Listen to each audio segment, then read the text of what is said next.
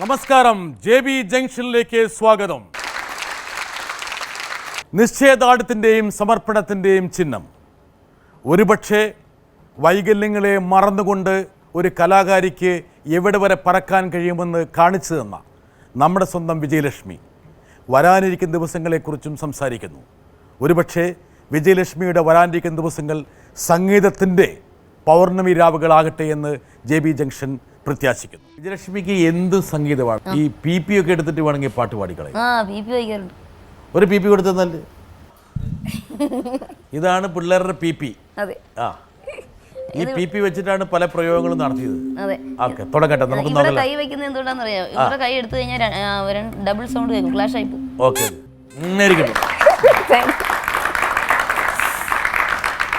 വല്ലവന് പുല്ലുവായെന്ന് പറഞ്ഞ പോലെ വിജയലക്ഷ്മി കൈ കിട്ടുന്ന എന്തും സംഗീത ഉപകരണമല്ലേ.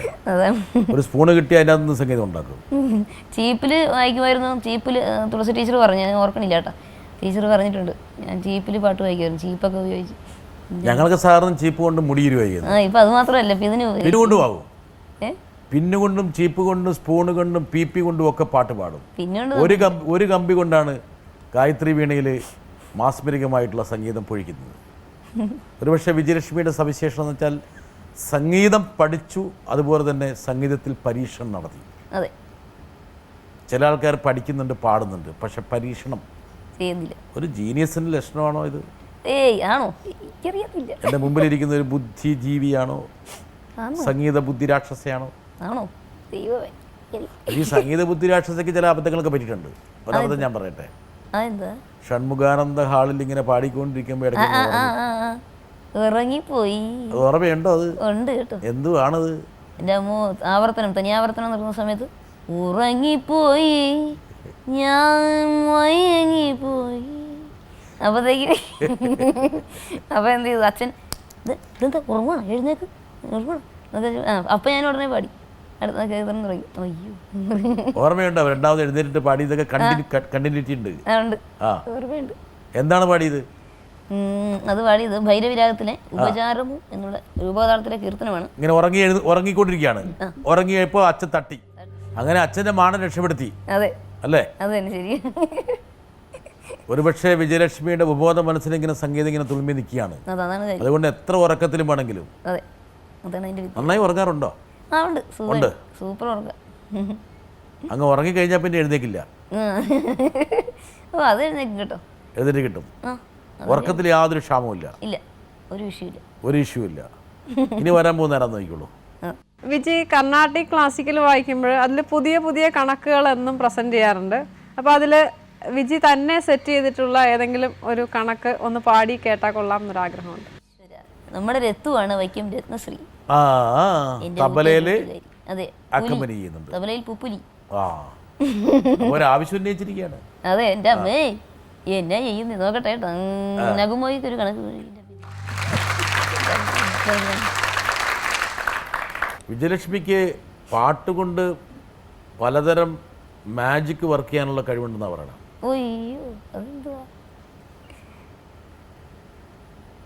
ചില സ്ഥലത്ത് മഴ പെയ്യിപ്പിച്ചു എന്ന് ആൾക്കാർ പറയുന്നു.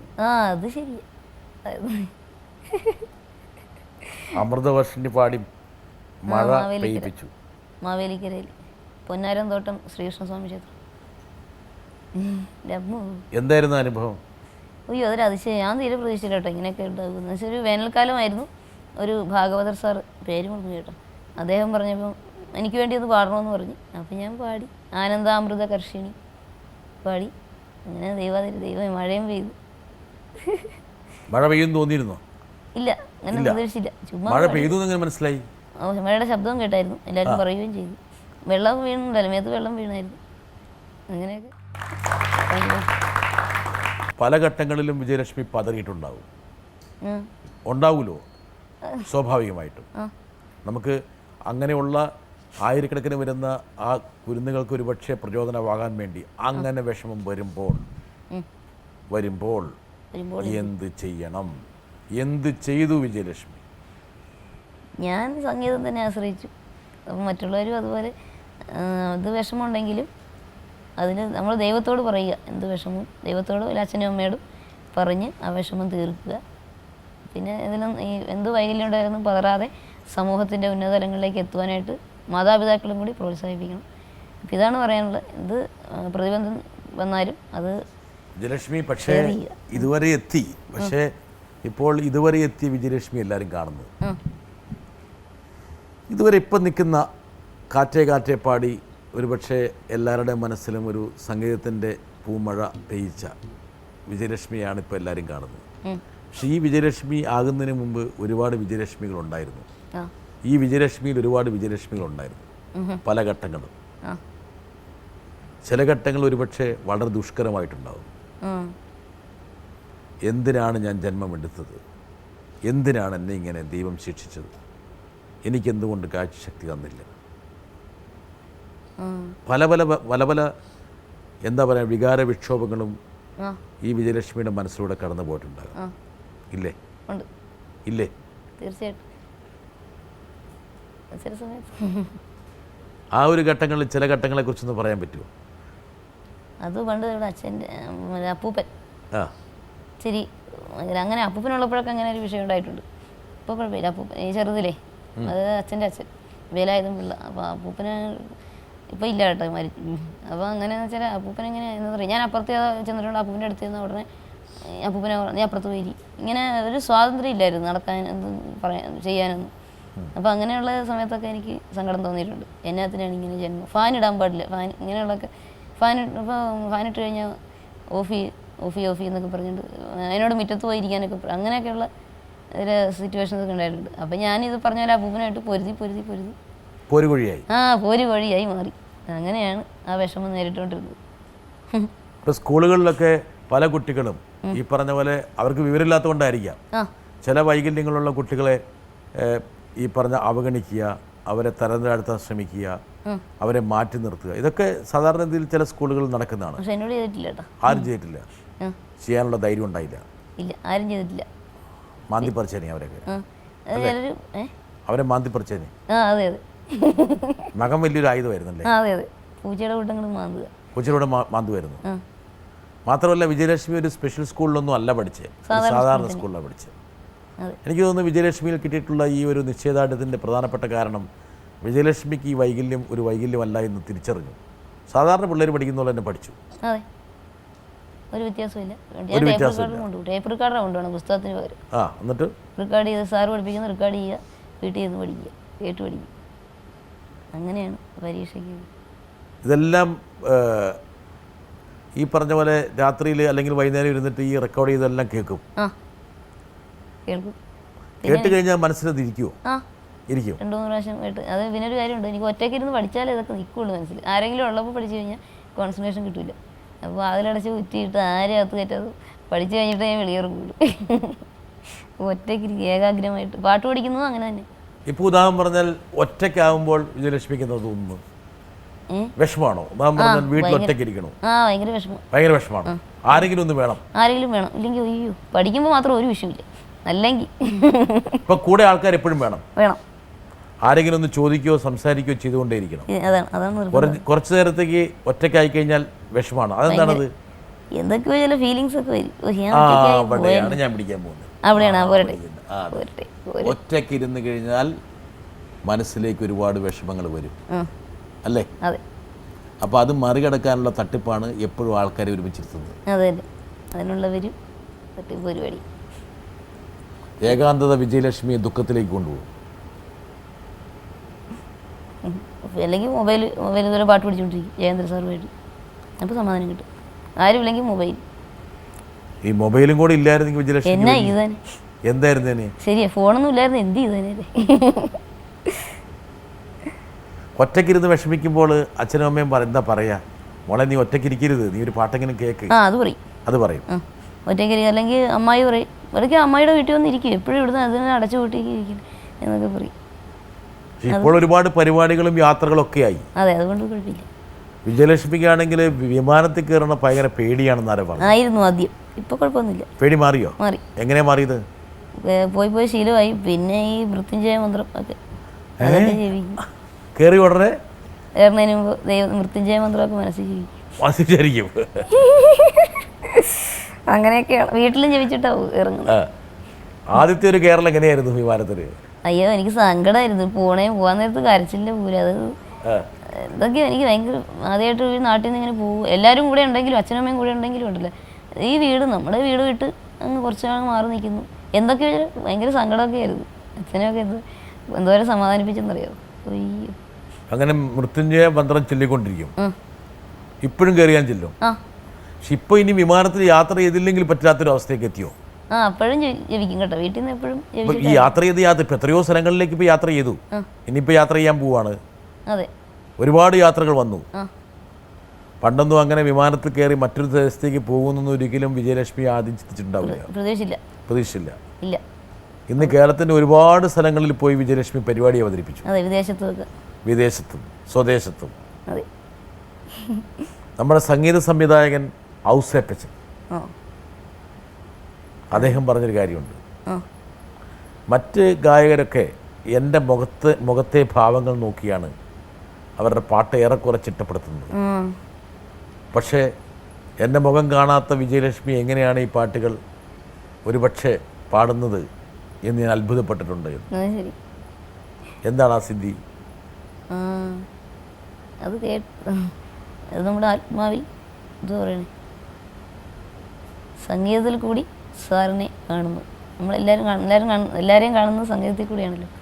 സംഗീതത്തിൽ കൂടി സാറിൻ്റെ ഭാവം, കമ്പോസ് ചെയ്യുന്നതിൻ്റെ ഒരു ഫീലിങ്സ് സംഗീതത്തിൽ കൂടിയാണ് ഞാൻ അറിയുന്നത്. വിജയലക്ഷ്മിക്ക് ഓരോ സംഗീത സംവിധാനം അല്ലെങ്കിൽ അടുത്തുള്ള ആൾക്കാരെ അവർക്ക് ഒരു രൂപം കൽപ്പിച്ച് നൽകാറുണ്ടോ?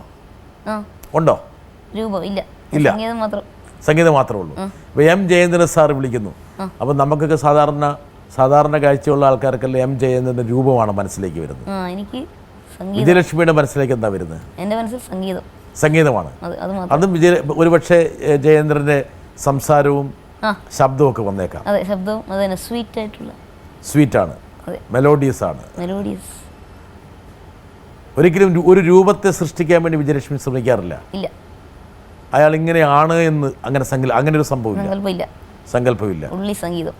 ഒരുപക്ഷെ അത് ജനിച്ച ഉടനെ തന്നെ കാഴ്ചശക്തി ഇല്ലാത്തത് കൊണ്ടായിരിക്കാം അത് അങ്ങനെ വന്നത്.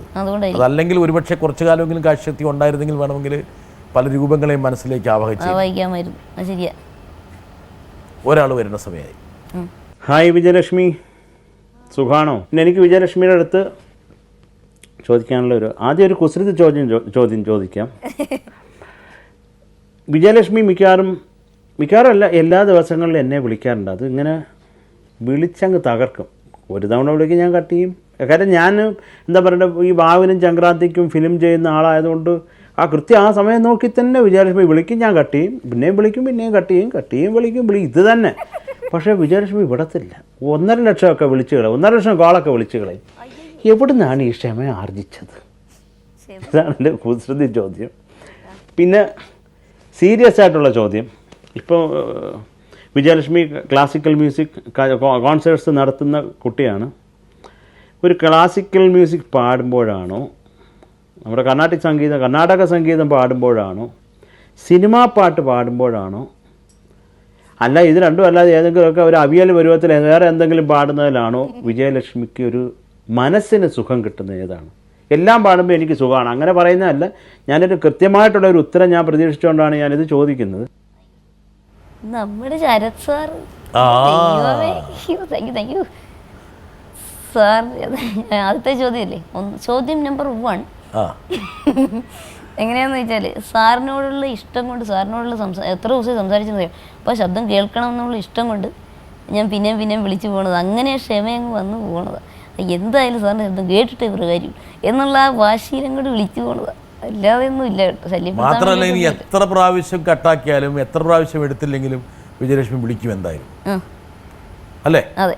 ഇനി ശരത് സാർ പറയാണ് ഞാൻ ബുദ്ധിമുട്ട്, എനിക്ക് അല്പം ടെൻഷനിൽ ഇരിക്കുകയാണ് എന്ന് പറഞ്ഞാലും വിജയലക്ഷ്മി വിളിക്കും. അപ്പോൾ വിളിക്കില്ല, പക്ഷെ വിളിച്ചിരിക്കും എപ്പോഴെങ്കിലും, എന്നെങ്കിലും വിളിക്കുള്ളൂ. അന്ന് ടെൻഷനാണെങ്കിൽ ശരിയാ ടൈം പിന്നെ വിളിക്കാന്ന് പറയും. പക്ഷെ അങ്ങനെ പറഞ്ഞിട്ടില്ല കേട്ടോ ഇന്ന് വരെ. ഒരുപക്ഷെ ശരത് സാറിന് വിജയലക്ഷ്മിയുടെ വിളി വളരെ ഇഷ്ടമായതുകൊണ്ടാണ് മൂപ്പർ അതിനെക്കുറിച്ച് പരാമർശിച്ചത് തന്നെ. അതെ അതെ. ചോദ്യം നമ്പർ 2 എന്ന് വെച്ചാൽ ക്ലാസിക്കൽ പാടുമ്പോഴാണ്. ക്ലാസിക്കൽ, അവിയൽ, സിനിമ, അങ്ങനെ 2-3 കാര്യം പറഞ്ഞു. അവിയലല്ല കേട്ടോ, ക്ലാസിക്കൽ പ്യൂവർ കച്ചേരി നടത്തുമ്പോഴാണ് ആത്മസുഖം കിട്ടുന്നത്. പിന്നെ നമ്മൾ ജനങ്ങളുടെ ഇഷ്ടമനുസരിച്ച് നമ്മൾ വിടുന്നു എന്ന് മാത്രമേ ഉള്ളൂ. അതുപോലെ ദാസേട്ടനൊരു കാര്യം പറയും, നാട്ടുനടപ്പ് അനുസരിച്ച് ചൂട്ട് കത്തിക്കുക എന്ന്. അപ്പോൾ അതിൽ ജനങ്ങളുടെ ഇഷ്ടത്തിന് വിട്ടുകൊടുക്കുന്നു എന്ന് മാത്രമേ ഉള്ളൂ. കൂടുതൽ ക്ലാസിക്കൽ പാടുമ്പോഴാണ്, പ്യുവർ ക്ലാസിക്കൽ പാടുമ്പോഴാണ് ആത്മസംതൃപ്തി കിട്ടുന്നത്. വിജയലക്ഷ്മി, ഇപ്പം ഈ പാട്ടുകളുടെ സ്വഭാവത്തിലൊക്കെ ഭയങ്കര മാറ്റം സംഭവിച്ചുകൊണ്ടിരിക്കുകയാണ്. അതെ അതെ. ഇപ്പം ദാസേട്ടൻ തന്നെ പലപ്പോഴും പാട്ടുകളെ വിമർശിച്ചും അനുകൂലിച്ചും പ്രതികൂലിച്ചൊക്കെ സംസാരിച്ചിട്ടുണ്ട്. പാട്ടിൻ്റെ പഴയ പാട്ടുകളൊക്കെ അങ്ങ് മാറി. ഇപ്പം പാട്ടുകളൊക്കെ പുതിയ പുതിയ രൂപത്തിലും ഭാവത്തിലൊക്കെ ആയി മാറി. ഈ പാട്ടുകളിലെ മാറ്റം ശ്രദ്ധിക്കുന്നുണ്ടോ? ഉണ്ട്. ഏത് പാട്ടുകളോടാണ് വിജയലക്ഷ്മിക്ക് കമ്പം? പഴയ പാട്ടുകളോടാണോ? ശരിക്കും പറഞ്ഞാൽ പഴയത് തന്നെയാണ്. പക്ഷേ പുതിയത് ഇഷ്ടപ്പെടണമല്ലോ, ഇഷ്ടപ്പെടാതെ പറ്റത്തില്ല. ഇപ്പോഴത്തെ ട്രെൻഡ് അനുസരിച്ച് എന്താ ചെയ്യുക. വിജയലക്ഷ്മിക്ക് ഇങ്ങനെ ടൈപ്പ് പാട്ടുകളൊന്നുമില്ല. എല്ലാ പാട്ടുകളും വിജയലക്ഷ്മിക്ക് ഇഷ്ടപ്പെട്ട പാട്ടുകളാണ്. നല്ലൊരു അടിപൊളി പാട്ട് ധനുഷ് പാടി, മലയാളിയെന്നോ തമിഴെന്നോ തെലുങ്കനെന്നോ ഹിന്ദിക്കാരെന്നോ ഒരു വ്യത്യാസമില്ലാതെ ഏറ്റെടുത്തൊരു ഗാനം വൈ ദിസ് കൊലവറി. നല്ലൊരു മിമിക്രി താരമാണ് വിജയലക്ഷ്മി.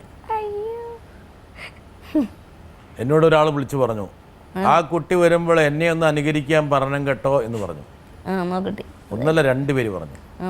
ആദ്യം പറഞ്ഞ ആൾ വേറെ ആരുമല്ല, നല്ലൊരു തബലിസ്റ്റ് കൂടിയായിട്ടുള്ള ആരായിരിക്കും? രാമായണം വായിക്കുന്നില്ലേ? മാളച്ചേട്ടൻ. നമ്മുടെ. ശരി, ഇതാ വിജയലക്ഷ്മി മാളച്ചേട്ടൻ അനുകരിക്കാൻ പോവുക. വിജയലക്ഷ്മി, എന്തുകൊണ്ട് വിശേഷം?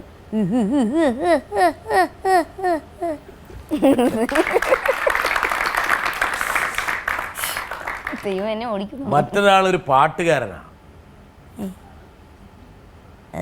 MG ശ്രീകുമാർ. അത് വേണോ? വെറുതെ എന്നെ പറപ്പിക്കണോ? ഇല്ലില്ല, എന്നെ തല്ലി വിളിക്കരുത്. അദ്ദേഹം എന്നോട് പറഞ്ഞു എത്ര വേണം എന്നെ ചെയ്യിപ്പിച്ചോളാൻ പറഞ്ഞു. പറഞ്ഞായിരുന്നോ? ഈശ്വര, പെർമിഷൻ എടുത്തിട്ടില്ലേ? എന്നാ കുഴപ്പമില്ല കേട്ടോ. എന്നാ പിന്നെ കുഴപ്പമൊന്നുമില്ല. എനിക്കൊരു 10,000 രൂപ തന്നാനേ ഞാൻ.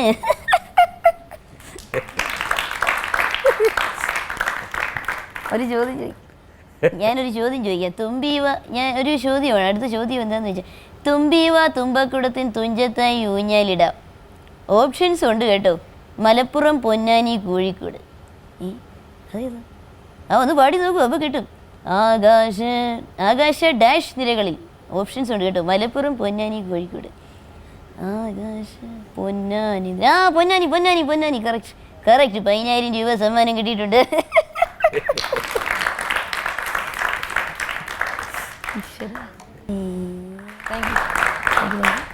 ഇതിന് ബഹുമതിയും കിട്ടി.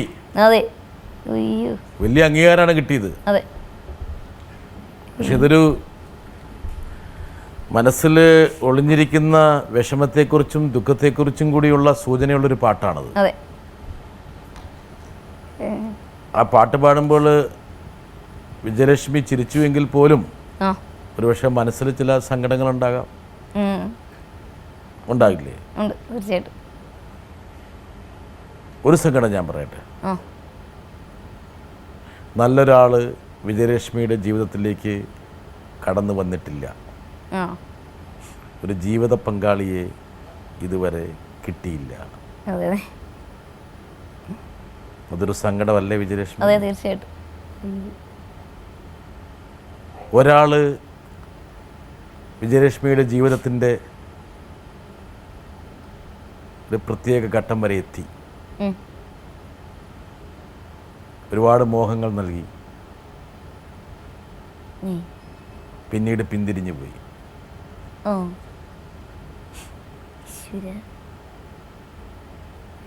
ഈശ്വര, ഇയാളിതൊക്കെ എങ്ങനെ അറിഞ്ഞു വെച്ചിരിക്കുന്നു?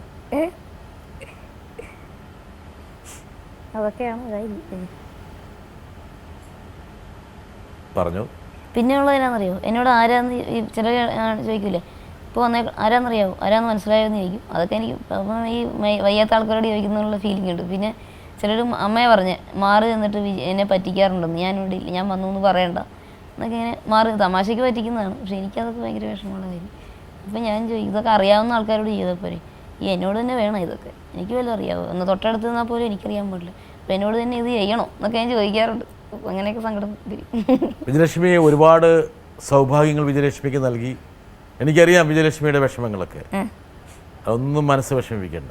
ആ സ്വാഭാവികമായിട്ടും ആരെങ്കിലും വിജയലക്ഷ്മിയുടെ മനസ്സിൻ്റെ ഹൃദയത്തിൻ്റെ നൈർമല്യം തിരിച്ചറിഞ്ഞുകൊണ്ട് വിജയലക്ഷ്മിയുടെ ജീവിതത്തിലേക്ക് വരും. Thank you sir. സാറിൻ്റെ നാക്ക് പുന്നായിരിക്കട്ടെ.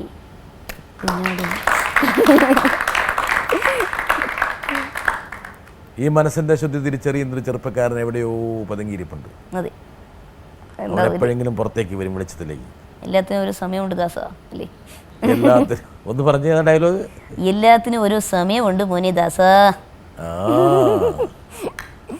വരട്ടെ, അടുത്ത ആൾ വരട്ടെ.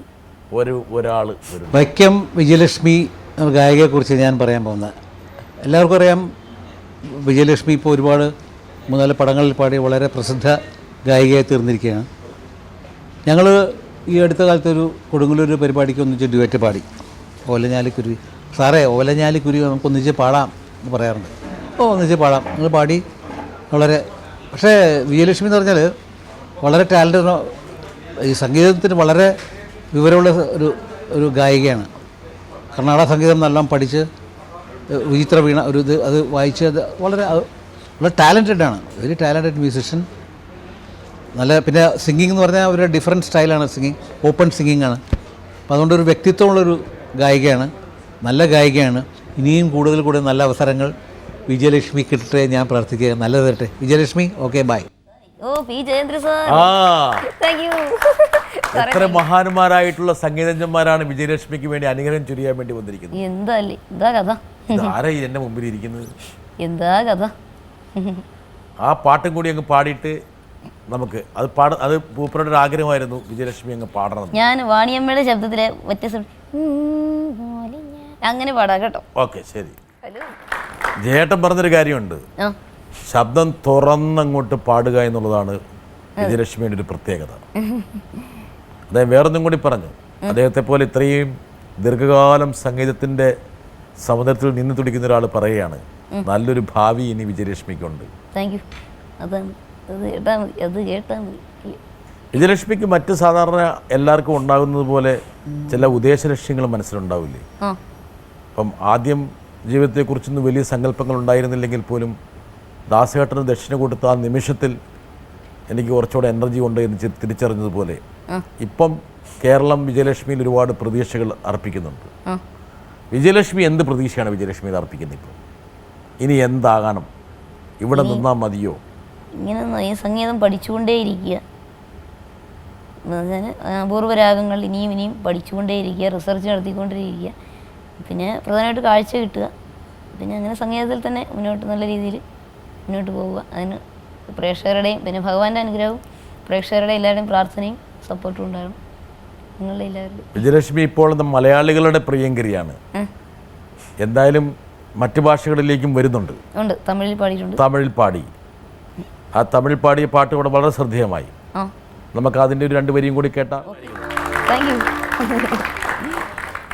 എന്തായാലും വിജയലക്ഷ്മി കേരളക്കരയിൽ നിന്ന് തമിഴ്നാട് കരയിലേക്ക് എത്തി. അങ്ങനെ ദക്ഷിണേന്ത്യയിലെ സിനിമ ഗാനാലാപനത്തിൽ വലിയൊരു സ്ഥാനം ഉറപ്പിച്ചിരിക്കുകയാണ്.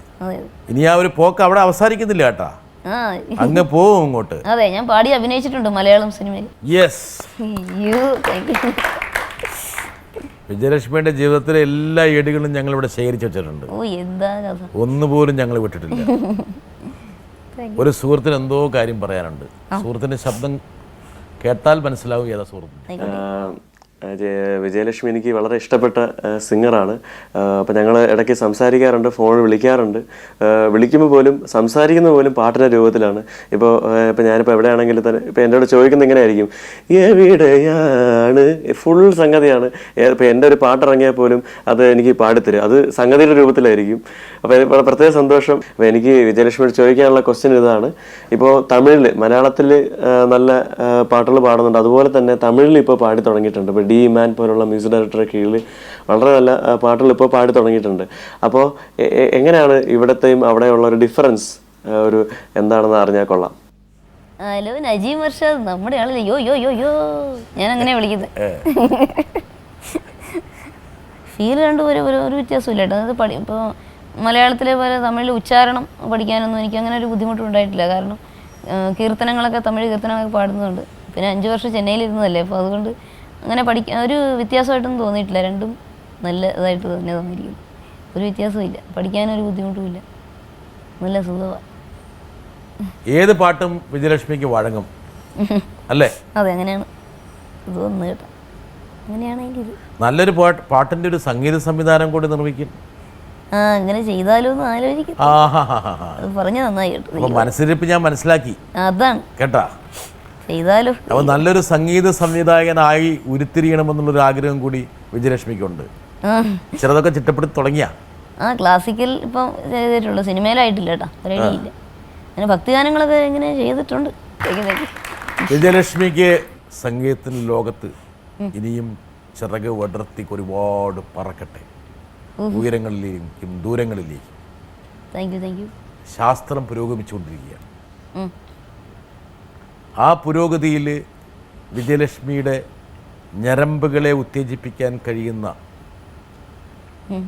ഒരു വൈദ്യ ഗവേഷണ സാധ്യത ഉരുത്തിരിഞ്ഞുകൊണ്ട് വിജയലക്ഷ്മിയുടെ ഈ സുന്ദരമായ 2 കണ്ണുകൾക്ക് ദീപ്തി ലഭിക്കട്ടെ. Thank you very much sir. ഈ 2 കാര്യങ്ങളും സംഭവിക്കണം. അതുപോലെ സർവമംഗളങ്ങളും വിജയലക്ഷ്മിക്ക് നേർന്നുകൊണ്ട് ഇത്രയും നേരം വിജയലക്ഷ്മി ഞങ്ങളോടൊപ്പം സംസാരിച്ച് പാടി സമയം ചെലവഴിച്ചതിന് വലിയ നന്ദിയൊന്നും ഞാൻ പറയുന്നില്ല. എന്താ കാരണം വിജയലക്ഷ്മി എൻ്റെ കൊച്ചു സഹോദരിയെ പോലെയാണ്. ഞാനാണ് നന്ദി പറയേണ്ടത്. ഒരു സഹോദരൻ്റെ ഇടയിൽ നന്ദിയുടെ ആവശ്യമില്ല. ഒരു ആവശ്യമില്ല. Okay Vijayalakshmi, thank you very much. Thank you.